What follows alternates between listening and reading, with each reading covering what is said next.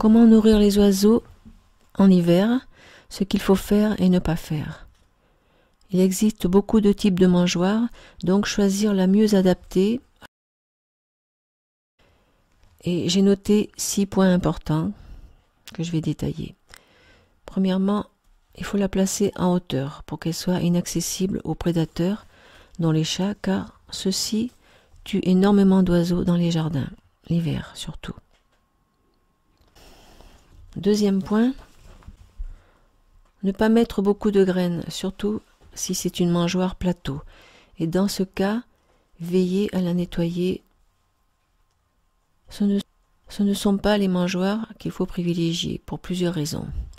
Elles sont souvent assez grandes et attirent beaucoup d'oiseaux en même temps, d'où des contacts rapprochés qui favorisent la propagation des maladies. Il suffit qu'un seul soit malade pour que tout un groupe soit contaminé.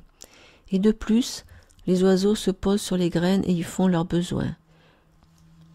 Autre inconvénient, si elle n'est pas aérée au-dessous, il suffit d'un peu de pluie pour que les graines soient mouillées et finissent par moisir.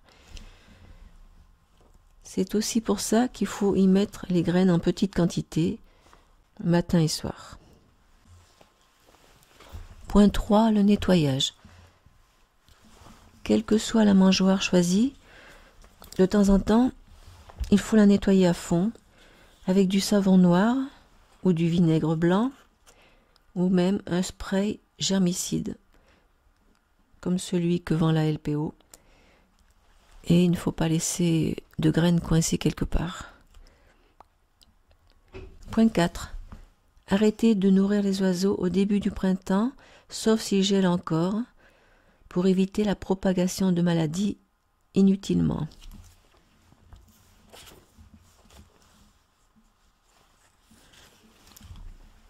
Au début du printemps ou vers la fin mars, si le temps est de saison ou plus chaud, il faut arrêter de nourrir les oiseaux pour 2 raisons. 1, ça les rend dépendants, ce n'est pas le plus grave, si on arrête après, juste après. 2, étant donné que la promiscuité parfois aux mangeoires favorise la contamination, plus on arrêtera tôt, moins il y aura ce risque.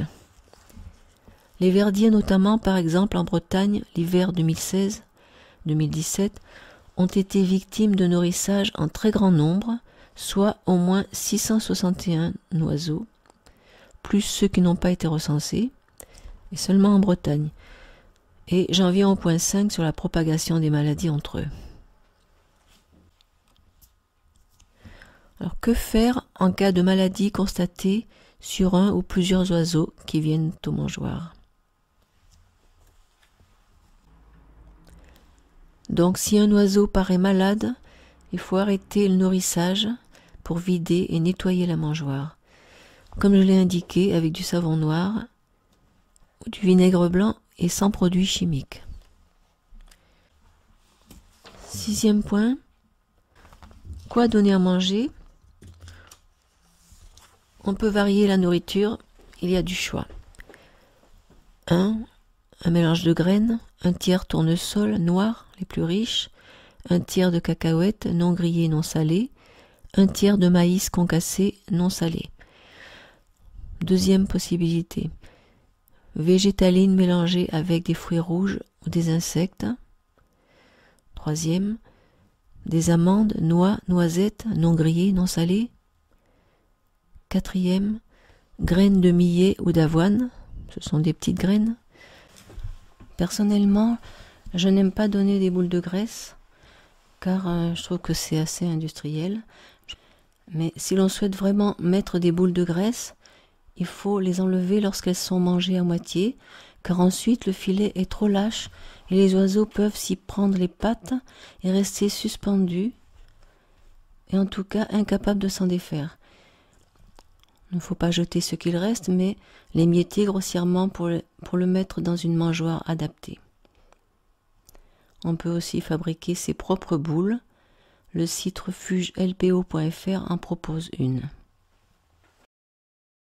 Je préfère leur faire une recette qu'a publiée une personne à laquelle je suis abonnée. Il s'agit de la chaîne d'Annie G oiseaux et nature.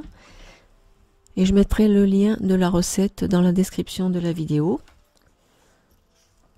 Alors cette recette, on peut la proposer de plusieurs façons. On peut la faire en forme de pain qu'on peut poser dans une mangeoire.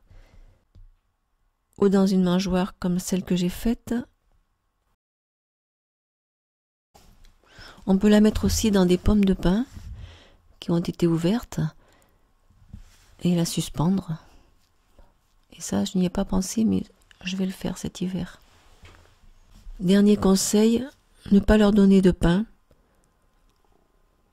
car c'est trop salé, ça ne les nourrit pas, et en plus ça peut leur provoquer certaines maladies.